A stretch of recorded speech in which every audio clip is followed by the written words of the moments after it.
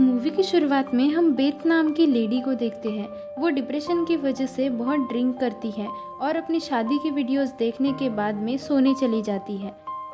अगले सीन में हम ये देखते हैं कि बेथ एक प्रोफेशनल टीचर है। वो स्कूल आती है क्योंकि आज पेरेंट्स मीटिंग थी। उसके स्टूडेंट की मदर उसके पास आती है और वो बेथ से पूछती है कि उसके बेटे को आपने सी ग्रेड क्यों दिया है। बेथ उससे बताती है कि उसने असाइनमेंट सबमिट नहीं किया था। तभी वो लेडी कहती है कि मेरा बेटा असाइनमेंट लेकर आया था लेकिन आप थर्सडे को नहीं आई थी। तभी बेथ उसको बी ग्रेड दे देती है, लेकिन वो लेडी ए ग्रेड चाहती थी। तभी बेथ उसे बताती है कि लास्ट थर्सडे को मेरे हस्बैंड ने सुसाइड कर ली थी।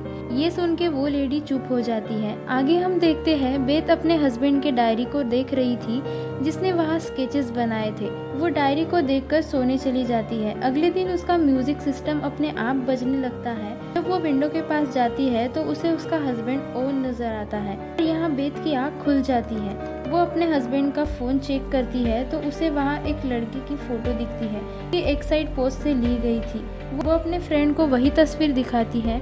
उसकी फ्रेंड उसे बोलती है शायद तुम्हारा हस्बैंड तुम्हें चीट कर रहा था। इन सब बातों को छोड़ो और अच्छी यादों के साथ जीना शुरू करो।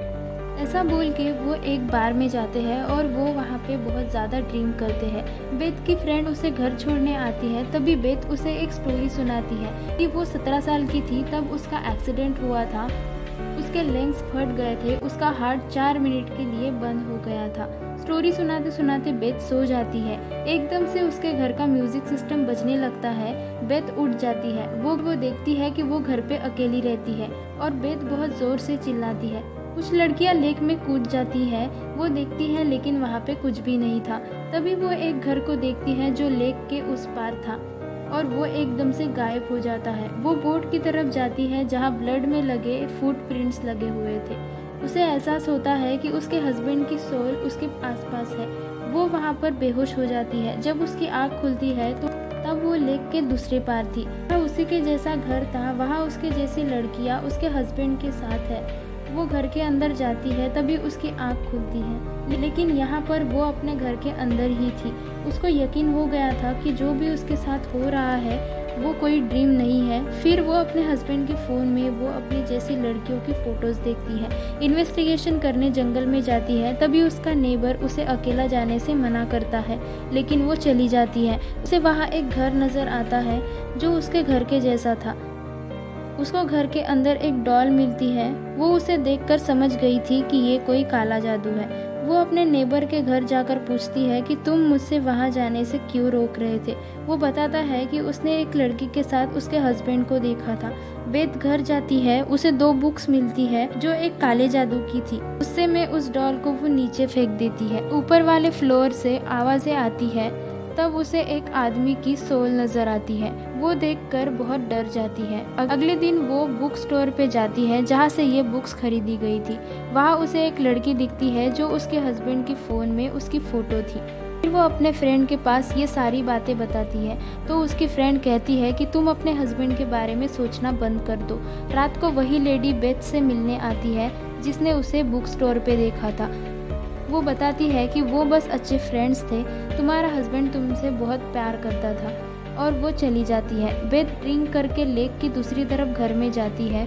वो अपने हस्बैंड की सोल को बुलाती है लेकिन वो नहीं आती। तभी उसका पैर स्लिप होता है। नीचे देखती है तो बहुत सारी डेड बॉडीज दिखती है। अपने घर में आती है। वो रोते हुए अपने हस्बैंड को याद करती रहती है और बेथ देखती है कि वॉशरूम के मिरर में हियर लिखा है। बेथ फील करती है कि उसके हस्बैंड की सोल है। वो सोल भी उसे फील कर रही थी, लेकिन वहाँ विस्परिंग होता है। उस सोल को छोड़ देती है। वो मिरर में देखती है उसी के जैसी लड़की को उसका हस्बैंड मार रहा है। इसके बाद बेथ अपने बेडरूम में जाती है। वहाँ बहुत सारी लड़कियों की सोल छुपाने की कोशिश करती है। फिर से उसका हस्बैंड किसी लड़की को मार रहा था। उसके हस्बैंड के कान में विस्परिंग होता है और वो उसे भी मारने की कोशिश करता है, लेकिन मार नहीं पाता। तभी बेथ उस परछाई से पूछती है कि तुम कौन हो। तो वो परछाई कहती है कि आई एम नथिंग। तुमने मुझे लास्ट टाइम तब फील किया था जब तुम्हारा एक्सीडेंट हुआ था। यहाँ हमें असली बात का पता चलता है। ये परछाई बल्कि और कोई नहीं थी, डेथ थी। एक्सीडेंट के बाद से ही डेथ बेथ के पीछे पड़ी थी।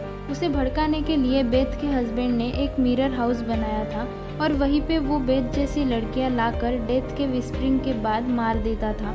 और आखिर में हम देखते हैं कि डेथ बेथ की सोल को बंदी बना लेती है, क्योंकि डेथ बेथ को खुद नहीं मार सकती थी। डेथ उसके हस्बैंड के शक्ल में उसे बहुत बहलाने की कोशिश करती है ताकि बेथ खुद की जान ले सके, लेकिन तभी वहाँ पर उसकी फ्रेंड आ जाती है। वो बेथ को ज़ोर ज़ोर से आवाज़ देती है।